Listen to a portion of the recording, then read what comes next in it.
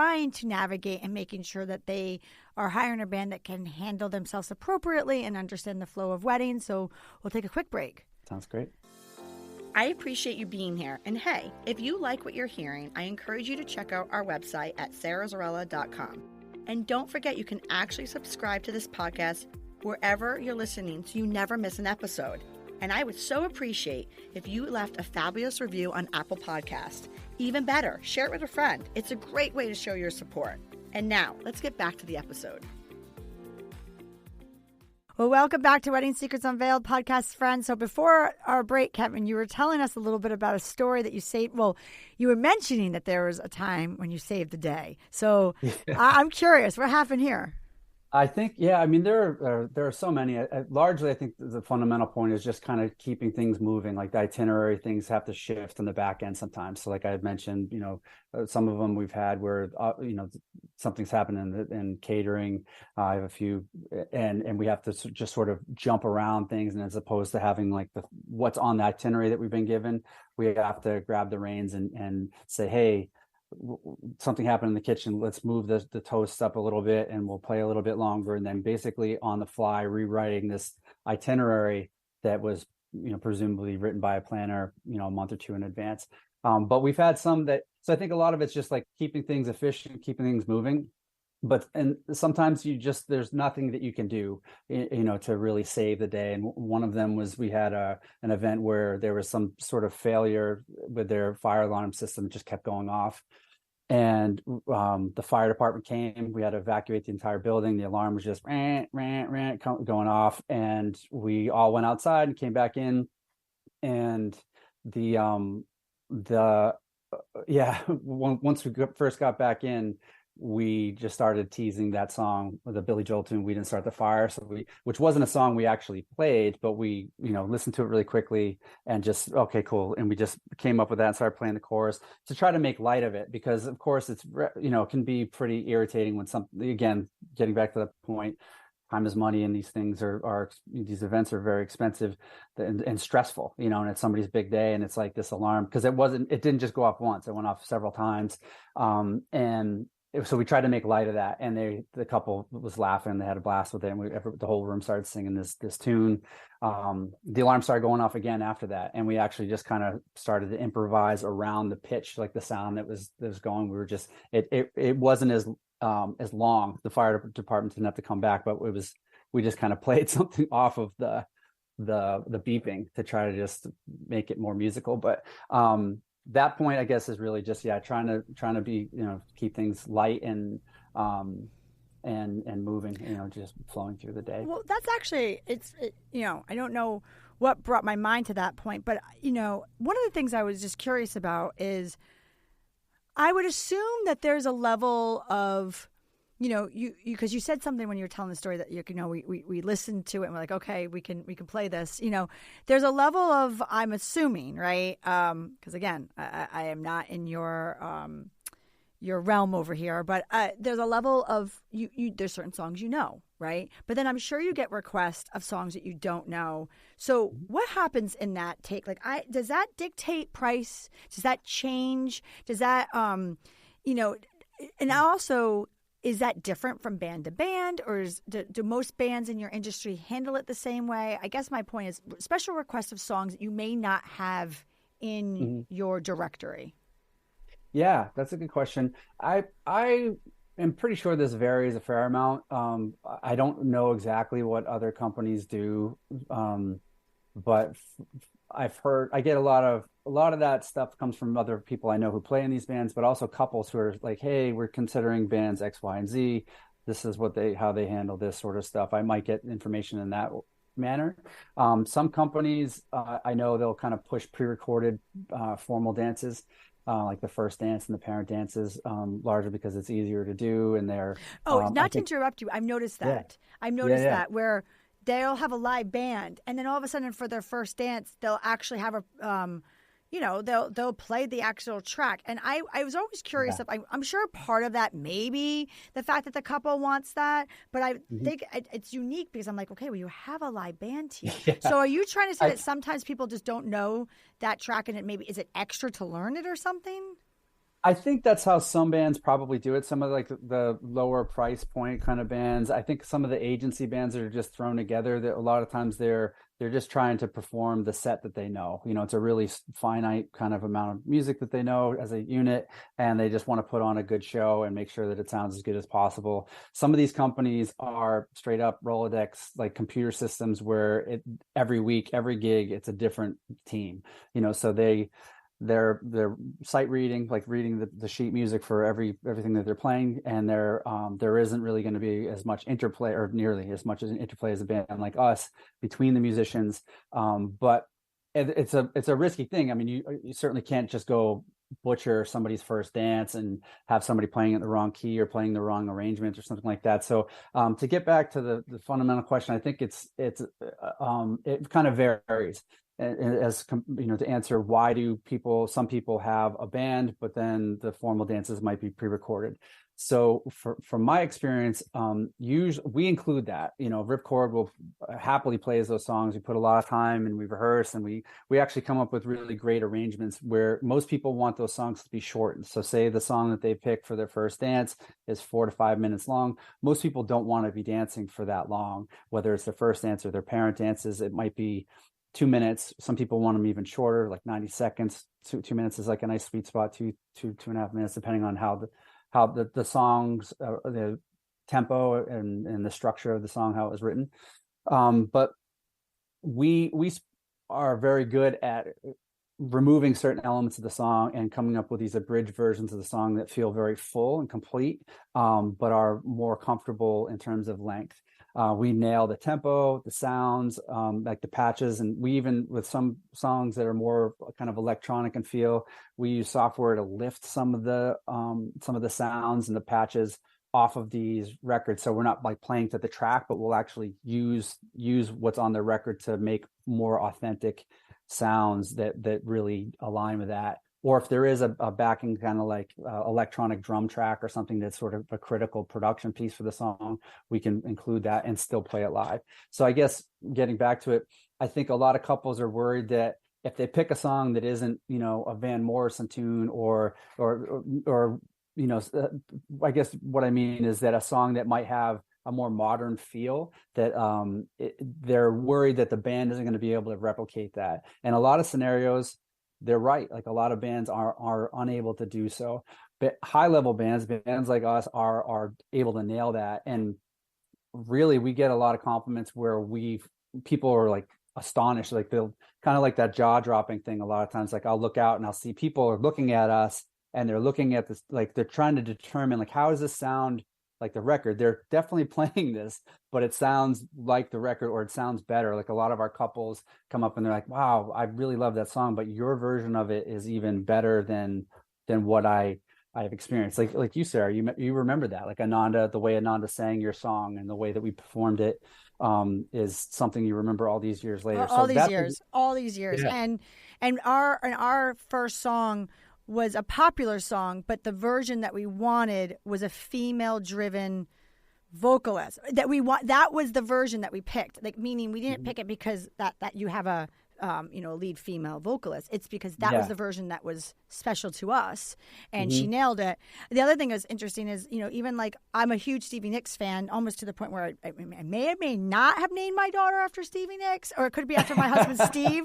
Not sure, but I wanted, Edge of 17, that opening.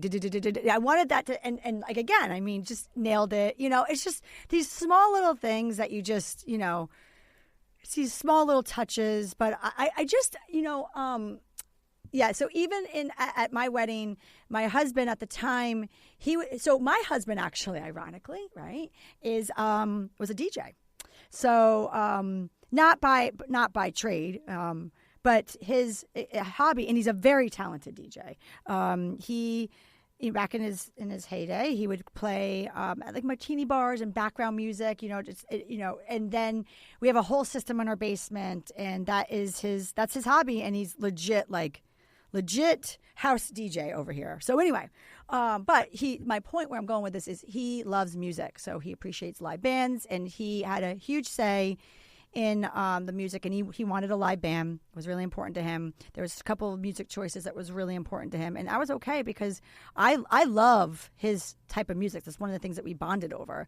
But anyway, he really wanted a song that I've never heard of before, and then he played it, and he goes, "I really would love for you to walk down the aisle with this song." And it was "Beautiful Girl," and I don't know. For me not being in the musical field, I was like, how is that going to be played? It's like a one beat thing of me walking down. So where I'm going with this is one day I will watch my wedding video. And one of the things, and I'm not just saying this because I'm talking to you today, Kevin, one of the things I think about is I want to hear what you guys did with that. Because I don't know, because I was obviously not there, right? I'm getting ready to walk down the aisle. And so I'm dying to see in that video what you did to that. Yeah. So that's my takeaway, people. Yeah.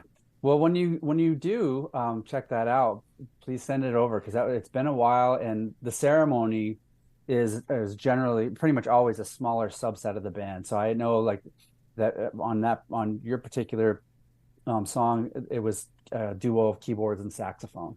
So I think a lot of the times when we're reducing songs for such a small kind of like a duo in terms of instrumentation, trying to reduce like a big full band piece to something that's only including two musicians, you have to really focus on the melody and the harmony and trying to replicate things as best as you can, but really just kind of focusing on the most memorable, the most singable things, the most identifiable parts of the song.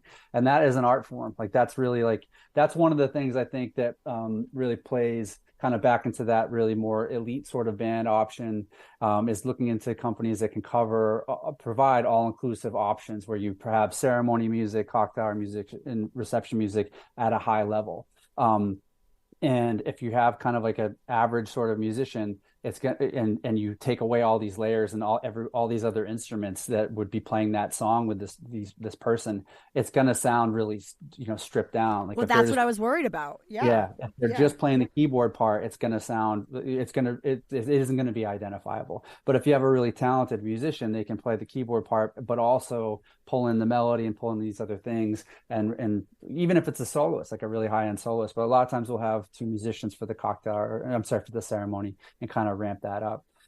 We've done a lot of really unique things for ceremonies. Actually, we had a couple, they were both screenwriters from LA, and they were in love with that movie. They were infatuated with Love Actually, that movie, and there's a wedding scene. Yeah, there's a marriage scene at the end, and they're in the church, and this singer pops out of the woodwork, and all these horn players and musicians kind of jump out of the crowd, pretending to be guests, and they play All You Need Is Love.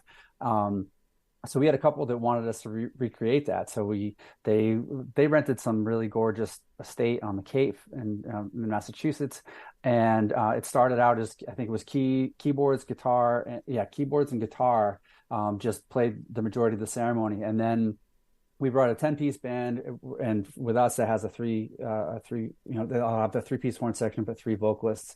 But they wanted to sit like a bigger choir. They wanted a vocal choir feel. So we actually hired or brought 3 more of our vocalists down. And when the recessional, the last song in the ceremony began, this balcony door swung open. We had 6 incredible vocalists come out. We already had it wired for sound and everything. And it was a 6-piece vocal choir singing All You Need Is Love. And all of our horn players came popping out of the woods and around the corner and everything. And then we played All You Need Is Love. And then we added another song because the couple exited to that song. And then we played another, like an old soul tune that we included an extra request. They picked their favorite tune. I remember it was Higher and Higher, that Jackie Wilson tune. And the band started to play that. And then we also did something that's called like Second Line, like New Orleans kind of Mardi Gras street jazz kind of stuff, like parade music. And we do that a fair amount, unique, kind of a bit more unique.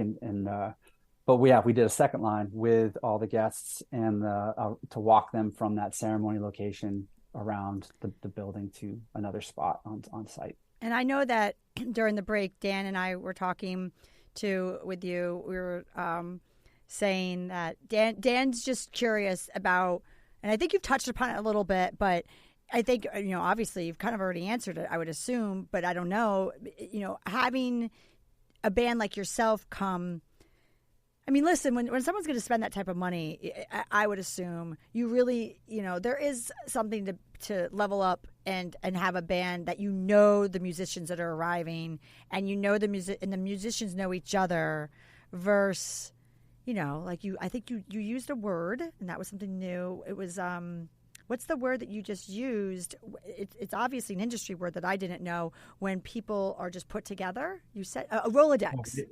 No. Oh yeah, yeah, yeah. That's a term that I use because it's just like the old fashioned Rolodex, which is a ton of numbers and names and stuff.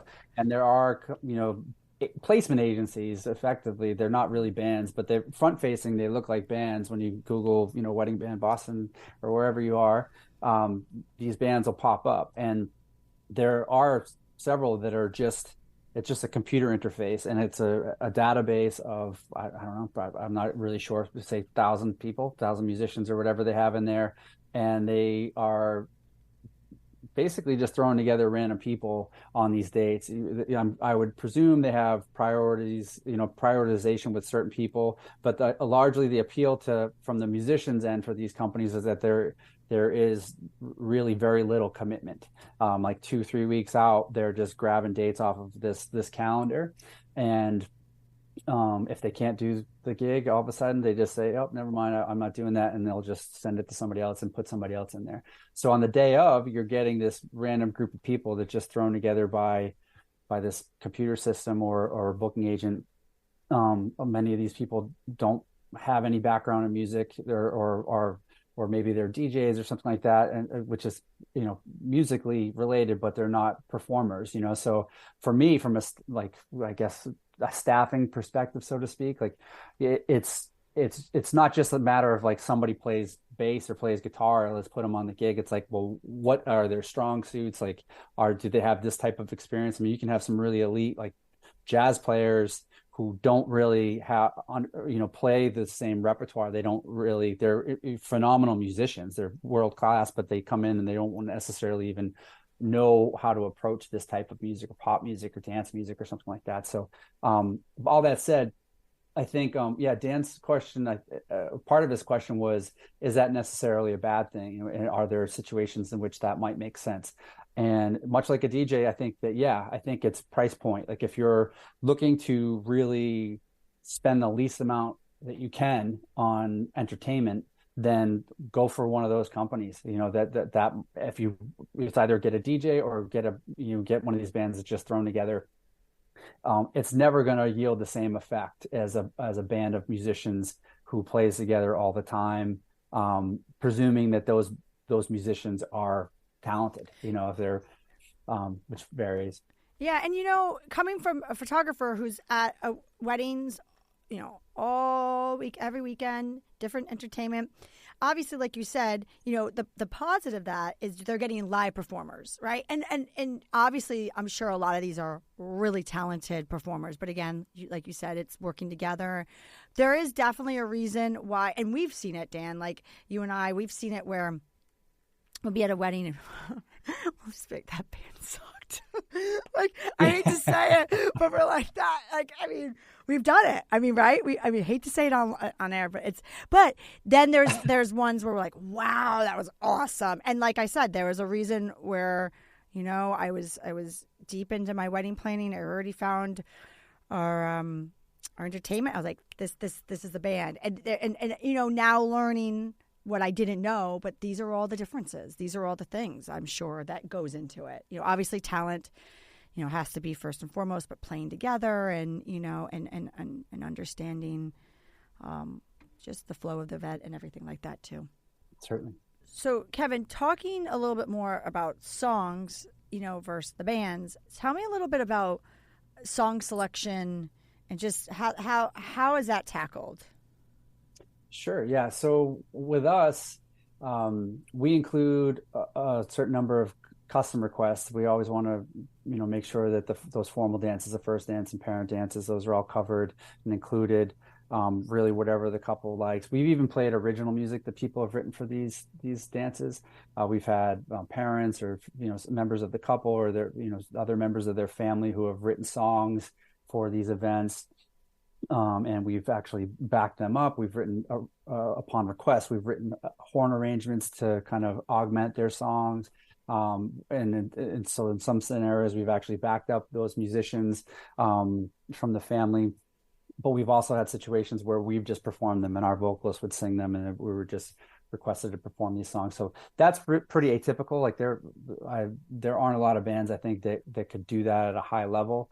But that really for us, the starting point of the custom is to kind of focus on those custom songs, like things that people really want to ensure are live. And then as far as the overall sort of playlist is performed throughout the night, our approach is that we invite people to take a look at the song list we have on our site, and then send us a wish list of stuff that they really like, and then perhaps like note somehow, like by bolding them or whatever, stuff that they especially love. And then we will we call those from those song lists, we'll call tunes while reading the room. And I think that reading the room, what I mean by that is that's kind of just also speaks to the experience. It's just like, we've done thousands of events, weddings specifically, and even more club gigs. I mean, the core group of our band played probably 4 nights a week, and all through Faneuil Hall and all throughout New England, playing all the party club places. And just seeing people move and seeing how they react to certain songs, you develop this skill. In addition to performing the songs, you kind of you hone this skill. You kind of refine the skill of calling songs and dialing in set lists. And there are ways to do that keep the energy flowing. Like we're a really super diverse band. We're able to play any and all styles that people like. And I feel as though because there's always a broad demographic at these events, that variety has always really proven the most effective for us, really all decades, all genres. So I guess really kind of backing up to the original question is that we ask couples to send us a bunch of material that they like, maybe prioritize some stuff that they especially love. If there are a few things that they absolutely cannot stand, like, are nauseous when they hear this song or whatever, for whatever reason. Some people have songs that are attached to really negative parts, like things that they don't want to remember, or people they don't want to remember, or whatever it is. So we want to make sure we're not playing that stuff, of course. So then we go into the event, and another reason I guess we're calling the tunes, I guess, that I wanted to mention is because there's an ebb and flow to these events. Like I said, the itinerary that we're given, I mean, we're certainly able to lock down and play exactly what we're told, like within the time frame, the exact time frame that we're told.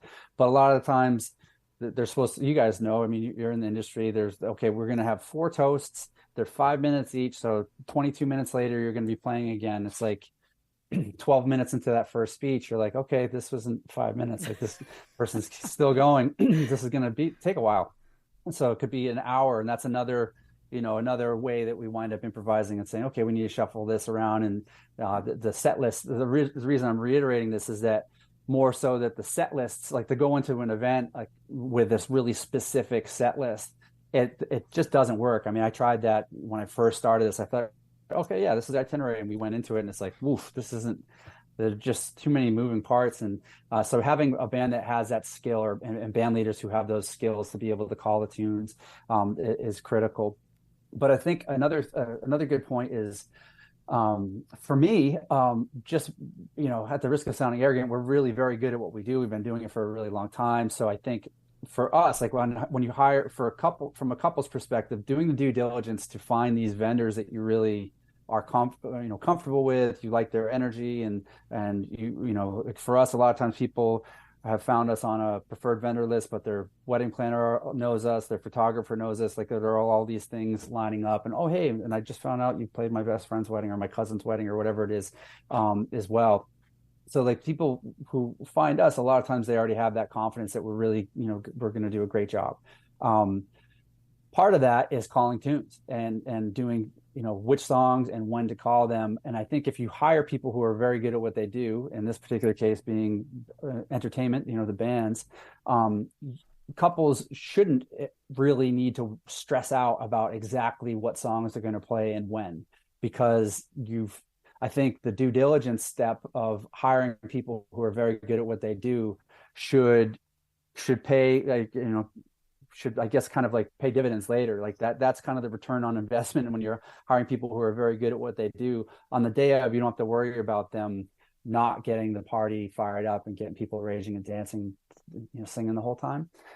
So I think that's I guess a verbose way of answering your question. But I think for us, it's like largely just inviting couples to send a wish list of stuff that they like.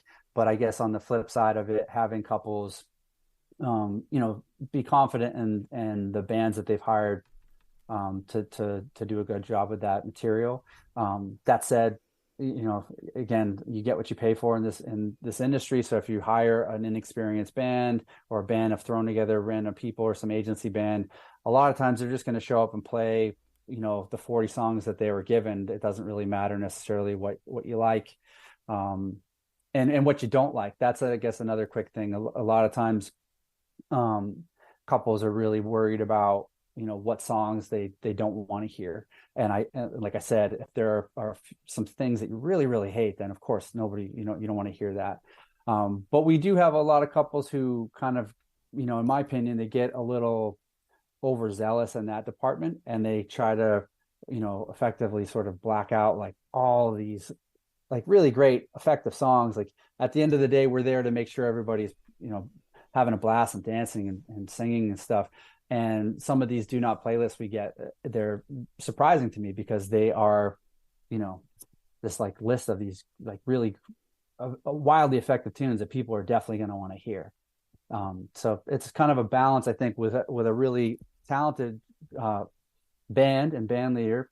I think part of that, there is a skill in terms of trying to balance what the playlist that the couple has sent and honoring things that they really dislike, but also managing expectations and targeting priorities.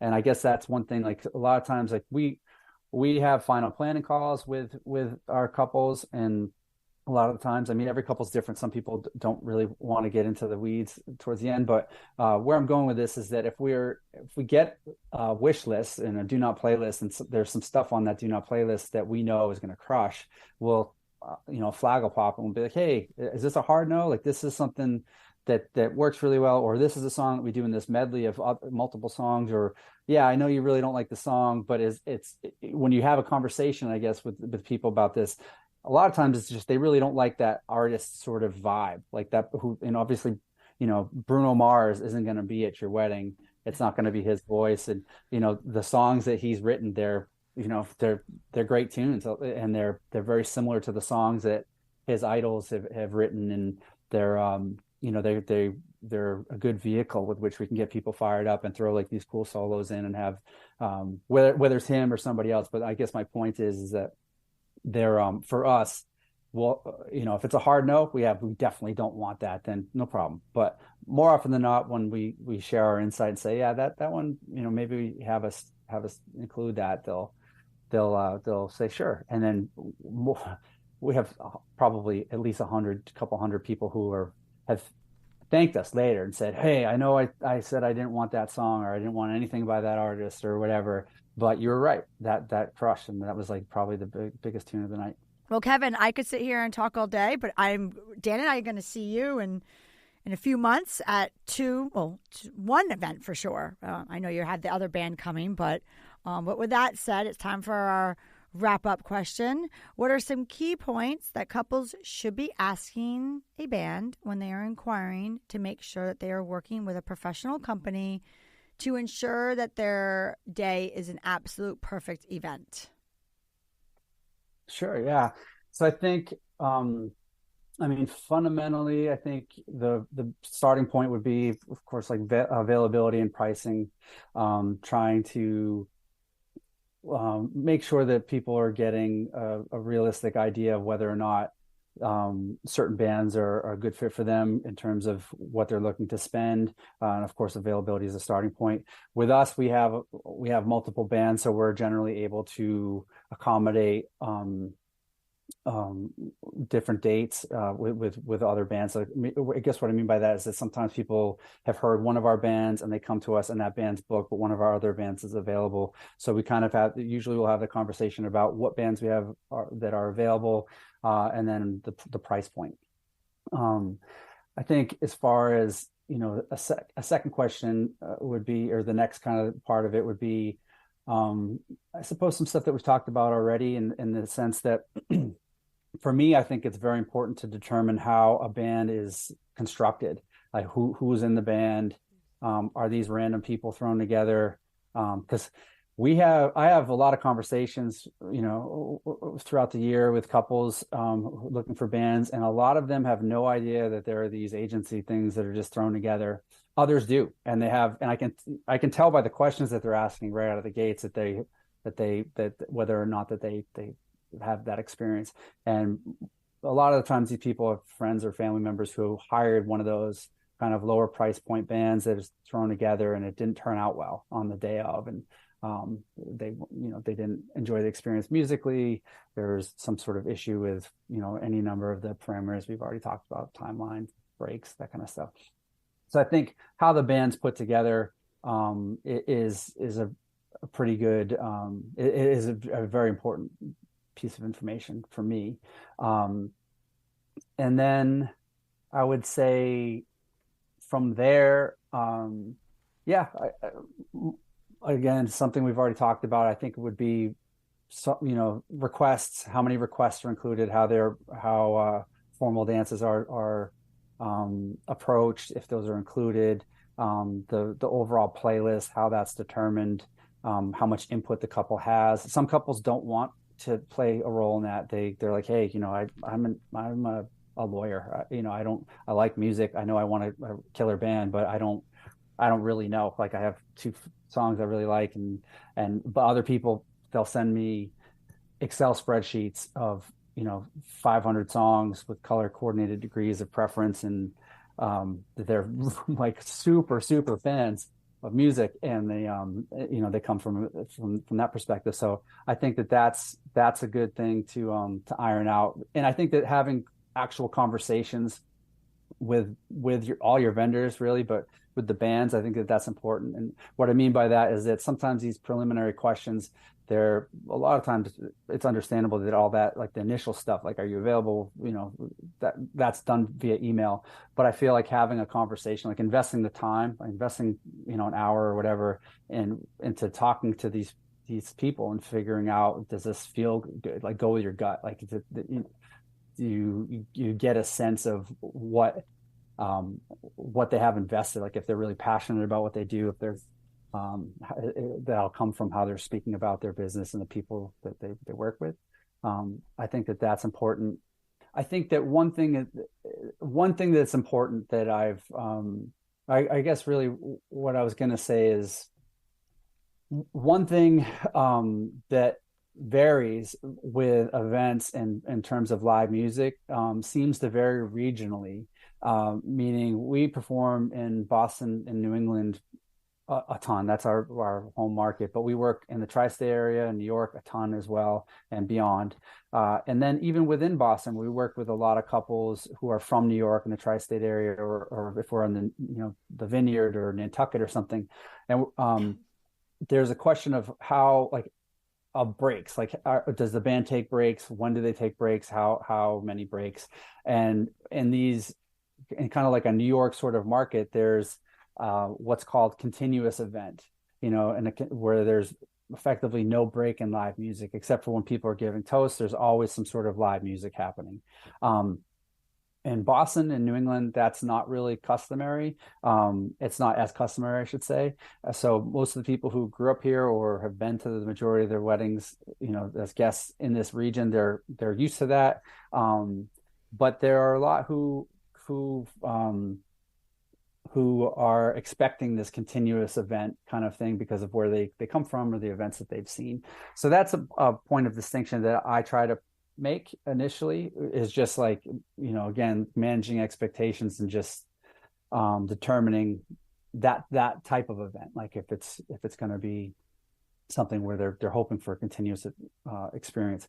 Reason being is that is going to significantly affect pricing, because if you have a continuous event, it's not like the band is just gonna, like the same 8-piece band is going to be able to play for 6 hours, including the ceremony, and not take a break. So usually, or pretty much always, if we're doing any sort of continuous event, we have to bring a larger group of musicians. It's usually 12 to 14 people or something like that. So that's, without getting too much further into that, type of event, that's something that if that's important to a couple, that's something to iron out, because if you're hiring a band in Boston and New England, odds are they're going to approach it as we typically do here and have some breaks. So if you're expecting a continuous experience, then that would be worth chatting about. I guess another thing would be that that continuous approach, it is something that we'll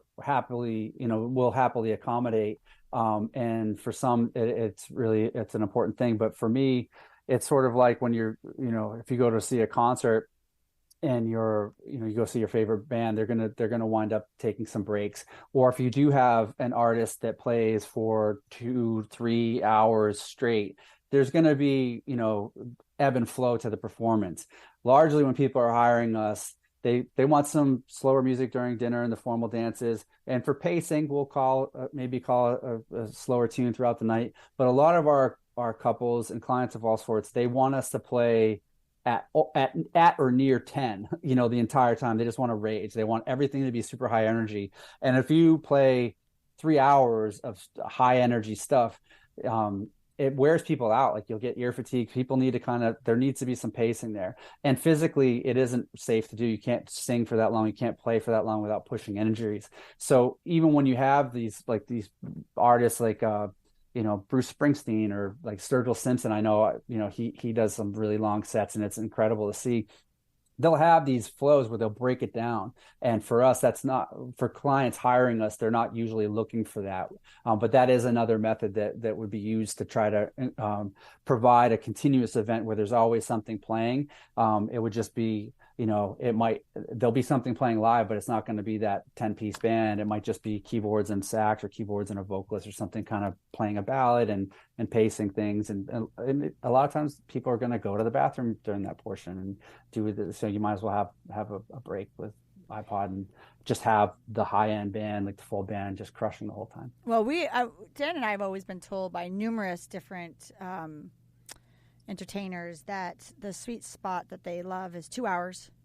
That's what we've been told, because after a while, and I don't think people realize that, because they think, oh, we're gonna party and we're gonna go to our, I want everybody on the dance floor, but what they don't realize is if they really analyze the party, 2 hours, because obviously you want enough time to dance and have a great party, but then after that there is fatigue that's happening. I mean, people, they can't go that long, and the only people you'll see on the dance floor is like your absolute. They're feeling good. They've had a couple of drinks. Like that's it. And there'll be about 20. There'll be about the same 20 on there. And at that point, you'll start seeing glasses being broken and things being spilled. And that's that. Clean that. Yeah, no, you're right. That we found the same thing, or have found the same thing, that 2 hours is a nice sweet spot for us. Like, our approach is largely driven by how much time we're afforded after dinner, right? And a lot of that comes down to how the room was plated, like the style of dinner, if it's family style or buffet, or we had an event a couple months back where it was like a 5-course meal where they were taking orders in real time as they go up to the table, like a restaurant, with paired wines. It was a much longer, more involved dinner than I have really experienced certainly on the average. But that yielded a much shorter party. So the more things that people throw in and kind of stretch out, the longer, the more toast that you have, that kind of stuff, it really pulls from the dance party element. But the point being, after dinner, if we have 2 hours or more, then we'll unless we've already been contracted for a continuous event, the standard would be to break that up into 2 sets with a quick break. If it's 2 hours or less, then we'll just play through. And internally with our crew, what we call it, just like a power set, we're just gonna throw down and get everybody fired up for these couple hours here.